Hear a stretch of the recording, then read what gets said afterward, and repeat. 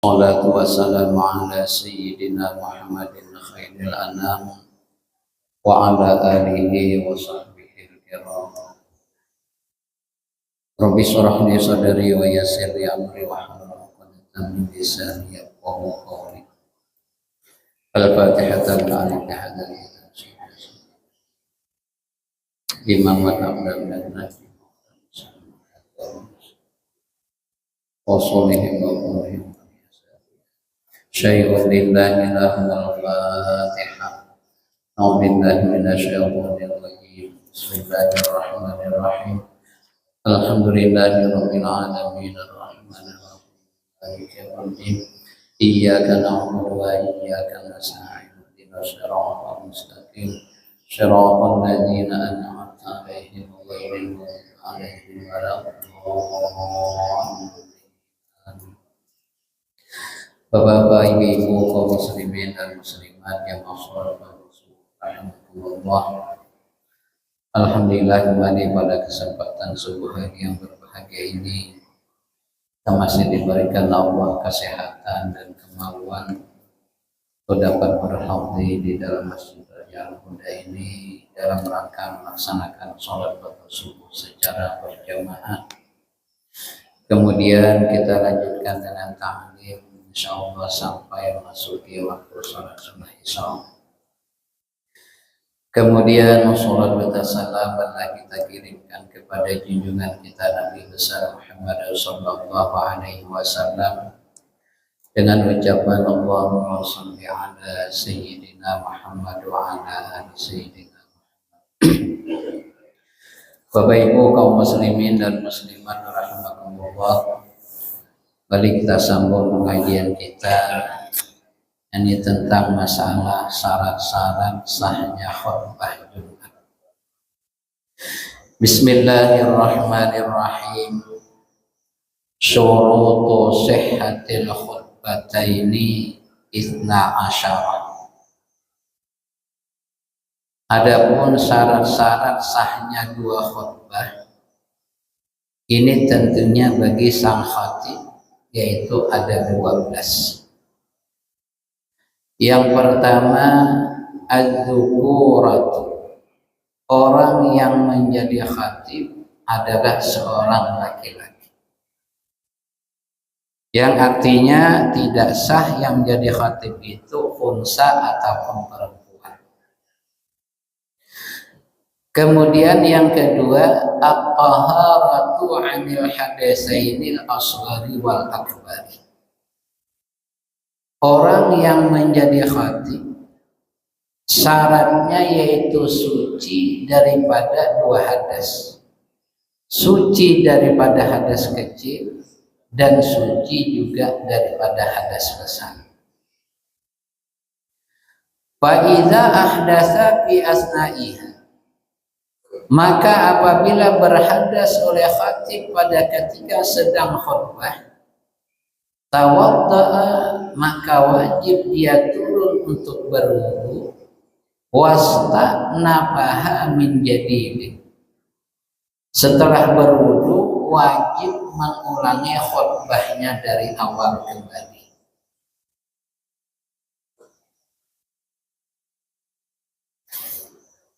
Akan tetapi bi khilafi ma idza ahdasa wastakhlafa, beda hukumnya apabila khatib itu berhadas, khatib itu batal, kemudian ada yang mengganti.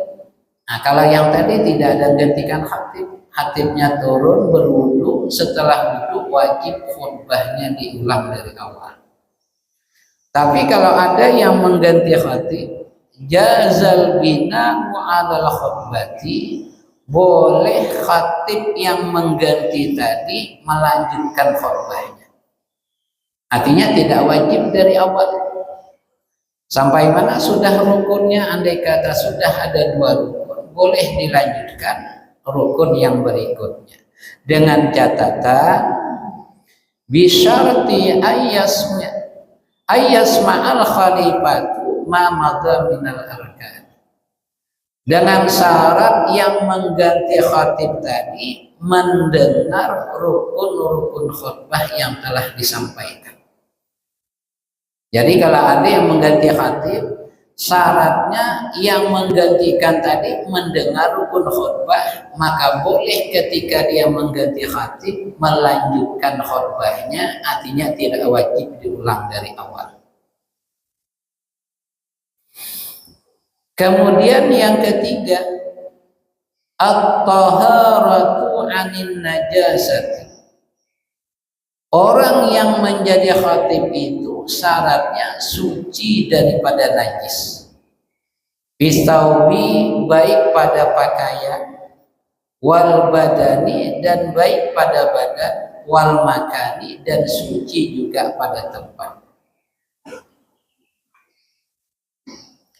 Adapun tempat khatib, yang dimaksud dengan tempat khatib adalah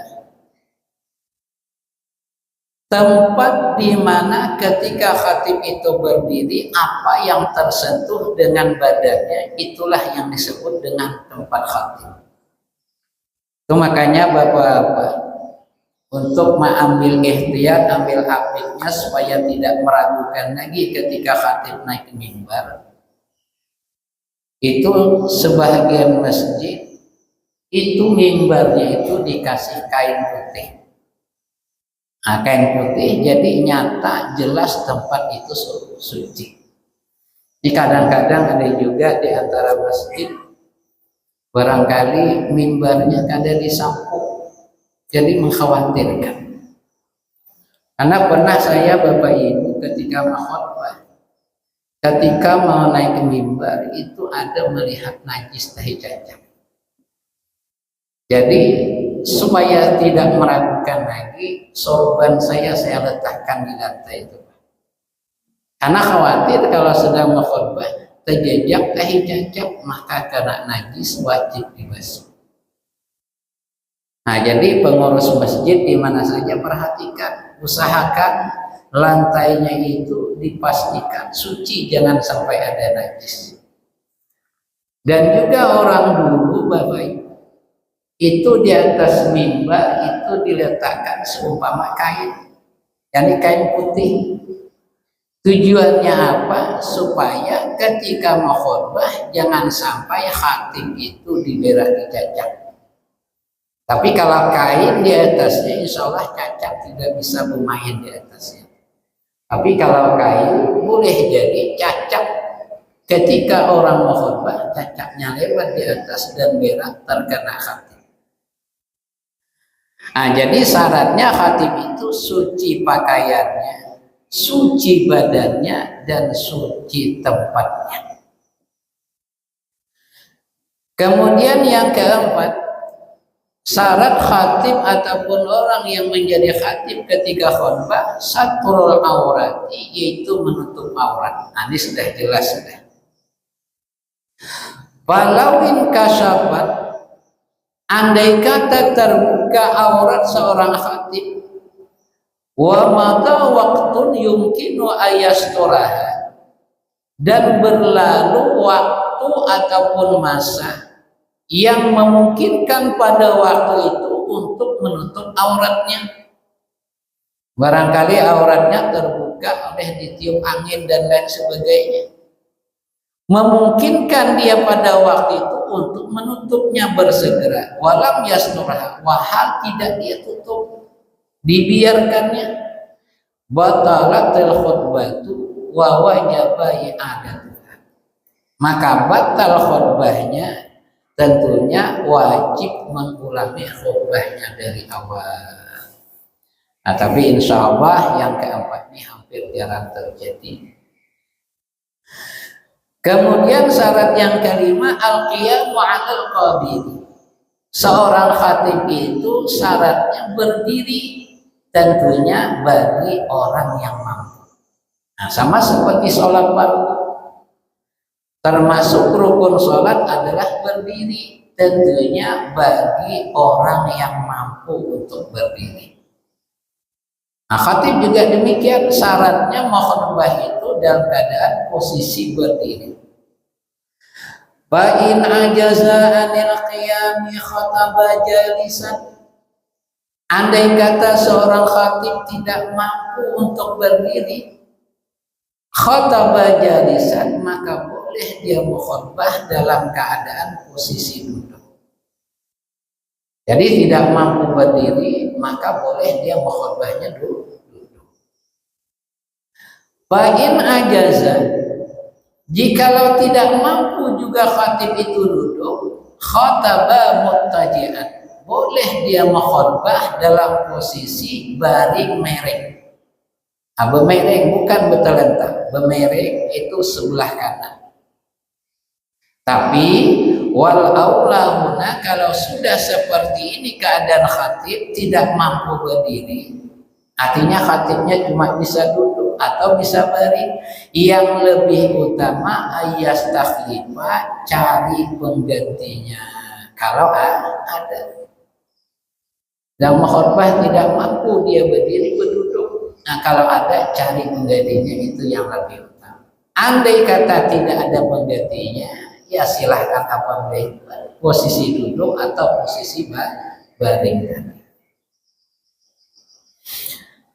Kemudian yang keenam, al-julusu bainahuma fawqa tuma'ninati shalat. Syarat yang keenam, si khatib itu adalah duduk antara dua khutbah. Ini menjadi syarat.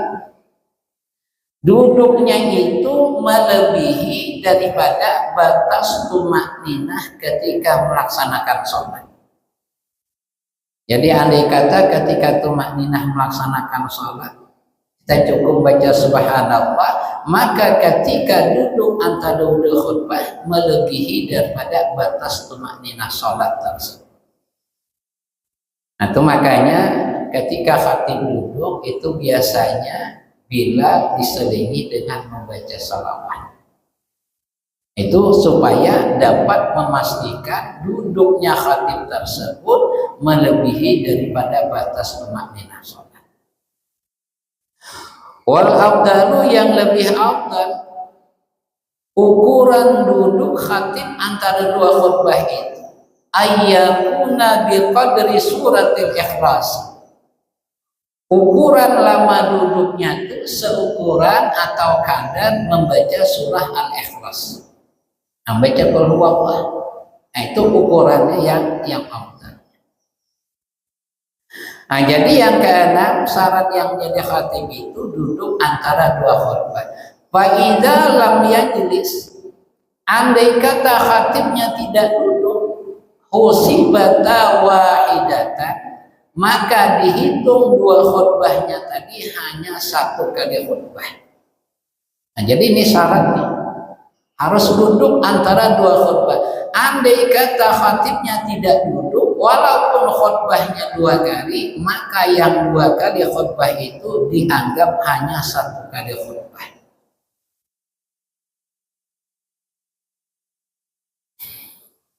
Nah, jadi andai kata khatib tadi, yang menjadi khatib tadi tidak mampu berdiri, dia mau khutbah duduk, bagaimana nih duduk antara dua khutbahnya, sedangkan khatibnya sudah duduk tidak mampu berdiri. Jadi idza khataba jalisan, apabila khatibnya itu tidak mampu berdiri, kemudian ia mau khutbah dalam keadaan duduk, fasala bainal khutbataini minas sukuti, maka memisah antara dua khutbah tersebut minas sukuti dengan cara berdiam. Artinya selesai khutbah pertama diam dulu. Nah, setelah diam baru sambung khutbah yang kedua. Ini bagi khatib yang tidak mampu berdiri tadi. Kemudian yang ketujuh, al-muwalatu bainal khutbataini arba'. Syarat menjadi khatib tadi, yang mau khutbah tadi, khutbahnya sambung menyambung antara dua khutbah, orban menurut penilaian umum atau orang banyak.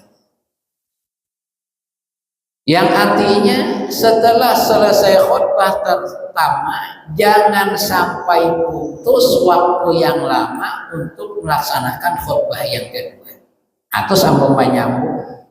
Ya, ukurannya tadi dengan seukuran membaca surah Al-Ikhlas. Wa ba'duhum qaddarahu bi rak'ataini khafifataini. Sebagian ulama mengukur ataupun kadar paling maksimal terpisah antara dua khutbah itu dengan ukuran sholat 2 rakaat yang ringan. Itu paling maksimal. Misalnya bapak-bapak kita melaksanakan sholat sunnah 2 rakaat yang ringan, kalau diperkirakan 2 menit atau 3 menit itu maksimalnya seperti itu. Tapi yang afdalnya bi akhaffa mungkinin itu seringan-ringan mungkin melaksanakan sholatnya. Anggaplah kurang lebih 2 menit. Jadi jangan sampai terputus antara 2 khutbah itu melebihi daripada ukuran sholat sunnah yang ringan 2 rakaat. Falau talal waslu ziyadatan ala dzalika. Andai kata pemisah antara 2 khutbah itu lama, yang artinya melebihi daripada kadar sholat 2 rakaat yang ringan tadi, wajib i'adatul khutbati, maka wajib mengulang khutbahnya dari awal. Tentunya khutbah yang pertama dari awal. Kemudian yang ke-8, al-muwalatu bainal khutbataini wa bainas sholati urfan kama sabaqa. Syarat yang ke-8 juga sambung menyambung antara setelah selesai 2 khutbah dan antara melaksanakan sholat Jumat. Nah, selesai khutbah 2 kali, jangan sampai terputus waktu yang lama untuk melaksanakan sholat Jumatnya, apapun alasannya. Nah, andai kata khatibnya batal, maka boleh digantikan. Nah, jadi harus sambung menyambung. Pertama antara khutbah pertama ke khutbah yang kedua, kemudian setelah 2 kali khutbah untuk melaksanakan sholat Jumat. Jangan sampai terpisah waktu yang lama. Kemudian yang ke-9, al-isma'u minal khatib, yaitu memperdengarkan seorang khatib kepada jamaahnya. Isma'ul khatibi arba'ina rajulan, yaitu memperdengarkan seorang khatib kepada 40 jamaah yang laki-laki, yang mana tanaqidu bihimul jum'ah, yang 40 orang tersebut sah untuk syarat mendirikan Jumat. Yang artinya khatib tersebut suaranya dengan nyaring sekira-kira mendengar 40 jamaah yang mencukupi syarat untuk mendirikan khutbah. Apanya yang diperdengarkan? Arkanal khutbah ini akan rukun-rukun 2 khutbah. Nah, jadi khatib jangan gemat banget suaranya. Sekira-kira suara khatib itu dapat didengar oleh 40 jamaah yang sah untuk mendirikan sholat Jumat. Kemudian yang ke-10, ayyasma'huma arba'una. Sebaliknya khatib menyaringkan suaranya dan makmum atau jamaah yang 40 itu mendengar daripada khutbah atau rukun-rukun khutbah si khatib tersebut. Aisimahul hadirina li arkanil khutbati bil fi'l, yang artinya mendengar oleh makmum atau jamaah yang 40 orang tersebut bagi rukun-rukun khutbah si khatib bil fi'li ay hakikatan, dengan secara pasti. Nah, ini yang dikhawatirkan nih Bapak-bapak. Dikhawatirkan kalau jamaahnya terguring. Makanya syaratnya nih 40 itu harus mendengar. Makanya ambil ikhtiar. Kalau untuk melaksanakan sholat Jumat, carilah masjid yang jamaahnya banyak. Kalau masjidnya jamaahnya pas-pasan atau lebih sedikit, nah taruhlah masjid itu maksimalnya, misalnya masjidnya itu maksimalnya 60 jamaah. Ketika khotbah tak guring separuh 30 juga lagi. Maka syaratnya yang mendengar tadi harus 40 orang. Dan yang kedua, kebiasaan rata-rata kita nih mulai khatib alhamdulillah, mulai begitu. Di mana aja diperhatikan. Makanya sebenarnya di dalam hukum fikih itu ketika khutbah Jumat, khutbahnya lebih pendek daripada melaksanakan sholat Jumatnya. Kalau khutbahnya panjang sampai ke mana sudah jemaahnya. Ada yang sampai Sungai Salak, ada sampai Pekanbaru. Inilah kadang-kadang kebiasaan kita Bapak. Makanya ini mohon maaf kalau kita termasuk yang paling ringan. Kapan perlu sebelum berangkat Jumat tidur dulu. Nah barangkali dapat 15 menit atau setengah jam. Dengan tujuan supaya ketika kita hadir sholat Jumat kada lagi tidur. Ini kadang-kadang jangankan yang ngantuk, yang kadang ngantuk begigim juga mulai khutbah. Maka datang ke masjid berdahulu mencari tihang yang ada kipas angin. Tidak harapan lagi hanya tupang udah. Nah jadi jangan seolah-olah kita melaksanakan sholat Jumatnya hanya kewajiban, hanya terpaksa saja. Usahakan Bapak Ibu, karena ibadah yang kita lakukan itu kembalinya untuk kita juga. Kalau bahasa kita, kalau kada sah kita juga risikonya. Kalau sah diterima kita juga mendapat pahalanya. Makanya ibadah itu usahakan. Ini batas kita orang awam. Usahakan ibadah yang salat yang kita kerjakan kalau bisa itu dianggap menjadi suatu kebutuhan, bukan kewajiban. Ini beda Bapak Ibu, kewajiban dengan kebutuhan. Kalau kewajiban kita melaksanakannya itu rasa terpaksa. Tapi kalau kebutuhan itu tidak ada rasa terpaksa sedikit. Kalau boleh kita contohkan Bapak Ibu. Seperti kewajiban misalnya ada di suatu lorong atau jalan. RT mengumumkan besok hari Jumat diminta kepada warga untuk bergotong royong.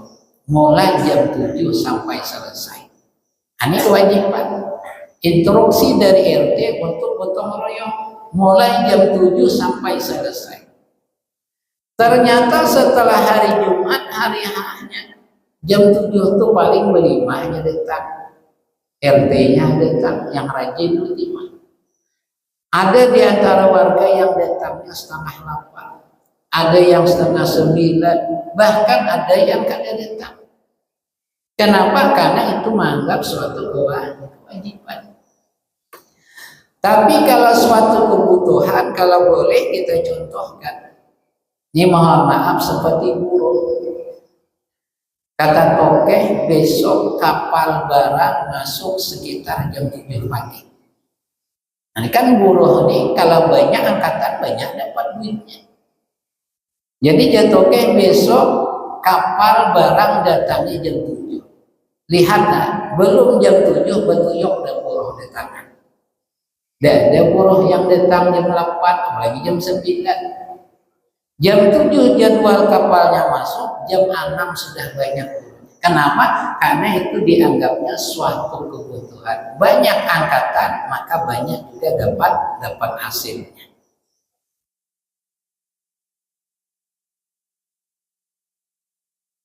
Nah, jadi yang ke-9 tadi ada, yang ke-10 tadi adalah syaratnya mendengar oleh makmum yang hadir bagi rukun-rukun khutbah itu bil fi'li hakikatan secara pasti, artinya betul-betul mendengar.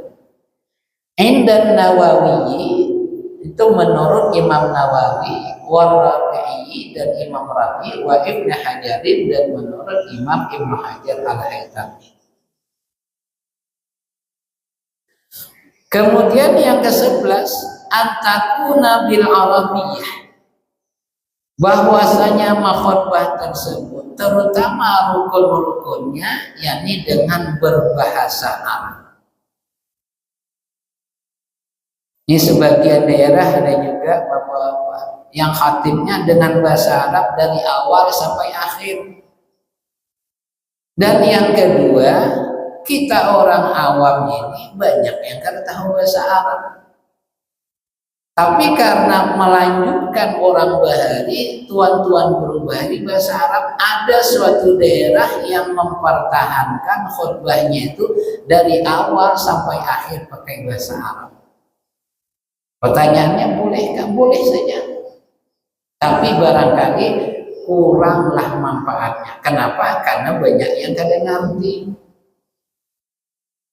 Kami dulu Bapak Ibu waktu sekolah di Pamangkih, atau diantaranya Masjid Pamangkih itu khutbahnya bahasa Arab dari awal sampai akhir. Nah, lihat kenyataannya banyak tambah banyak yang guringan karena paham. Ini mohon maaf kadang-kadang barangkali khatibnya juga kadang ngerti. Cuma ada buku bahasa Arabnya di Tuan Guru Bahari. Jadi itu paham diputar-putar baca. Nah, tapi karena keras masyarakat di situ untuk mempertahankan tradisi kebiasaan Tuan Guru Bahari Muhammad pakai bahasa Arab, maka sampai sekarang pakai bahasa Arab. Kita di Injil ini ada juga satu daerah yang pakai bahasa Arab. Nah, jadi artinya yang wajib, yang syaratnya khutbah pakai bahasa Arab itu adalah rukun-rukunnya. Kemudian lagi yang ke-12, antakuna kulluha bi waqti zuhri, bahwasanya seluruh khutbah tadi itu dilaksanakan setelah ataupun pada ketika masuk waktu zuhur.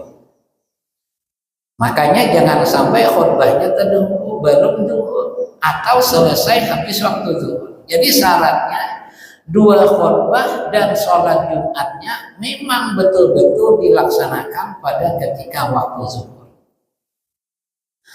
Walau syara'a bil hamdalati, andai kata ada si khatib memulai khutbahnya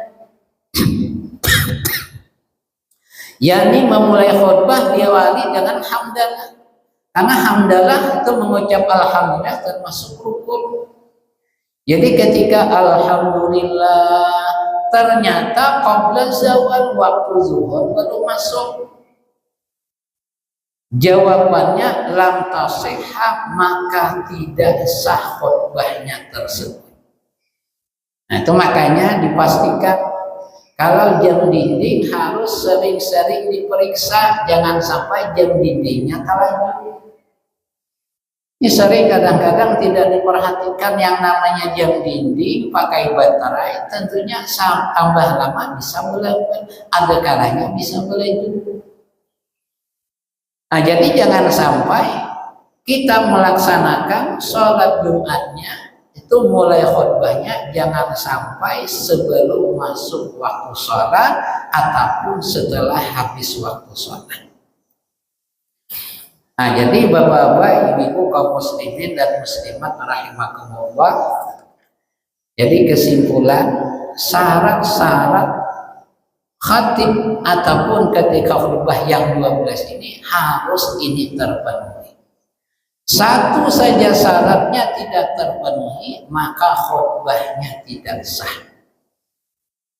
Biasanya kalau khutbah ini tidak sah, ini karena langka Bapak Ibu, kalau terjadi kesalahan di khatib.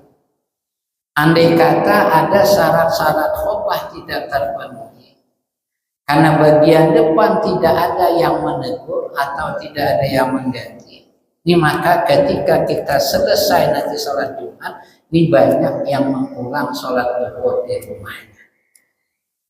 Karena khutbah dengan Jumatnya itu ada hubungannya. Jadi harus dapat dipastikan kedua-duanya khutbahnya sah dan sholat Jumatnya juga sah. Jadi Bapak-bapak, kalau dilihat daripada syarat dan khutbah ini yang afdalnya, di samping ia menjadi khatib, dia juga yang menjadi imam. Ini yang afdalnya. Andai kata khatibnya si A, yang jadi imam si B, secara hukum fikih juga tetap sah. Tapi yang afdalnya, yang jadi khatib itulah orang yang menjadi imam. Nah, kecuali dia uzur. Arti uzur barangkali jadi imamnya kurang pas bacaannya, maka baru diganti. Nah, cobalah daripada yang hadis daripada ketika ma'asyiran, idza sa'idal khatibul mimbar, apabila naik khatib ke atas mimbar maka jangan berkata-kata. Artinya orang yang menjadi khatib itulah yang afdalnya sekaligus menjadi imam.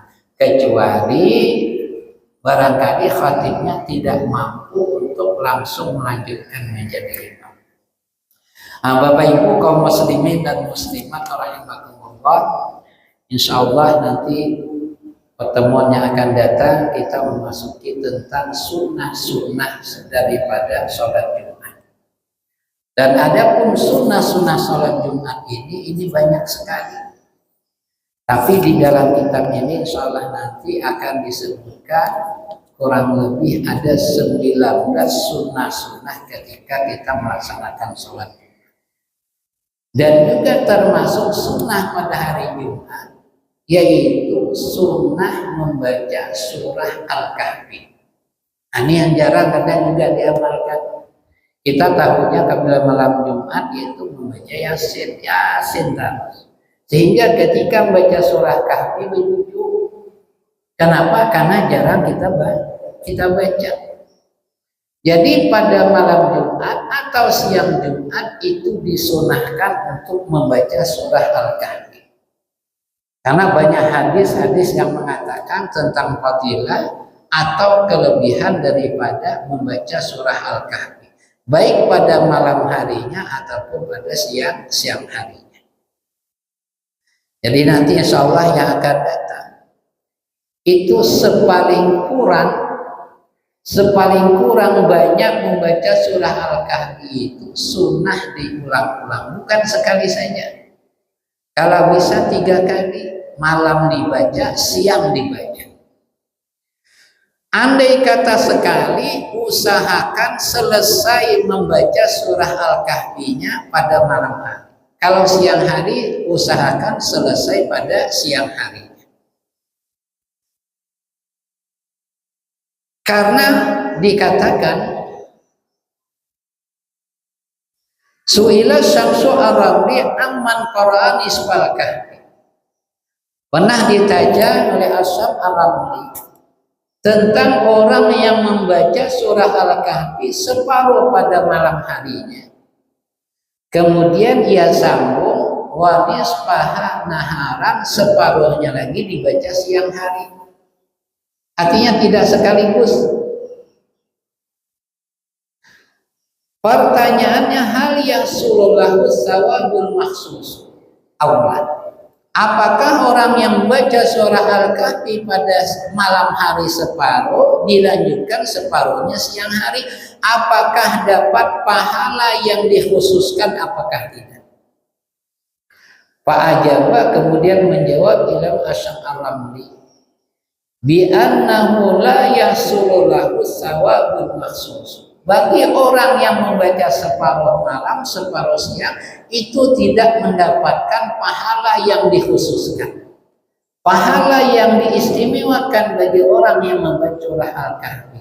Tapi wa inna ma yahsulu lahu as-sawabi. Hanya saja hasil bagi orang tersebut yaitu dapat pahala membaca surah Al-Kahfi.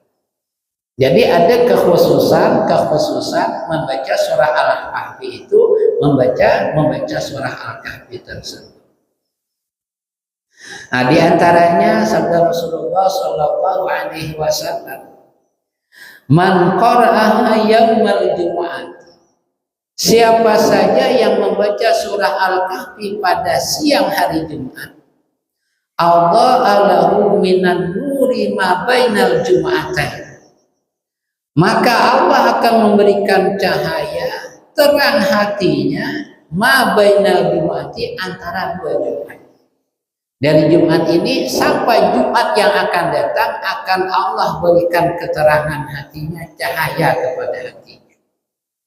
Ya, artinya apa Bapak Ibu? Kalau hati kita terang, insya Allah kita akan dimudahkan untuk melaksanakan segala perintah Allah dan menjauhi segala apa yang dilarang Allah Subhanahu wa Ta'ala.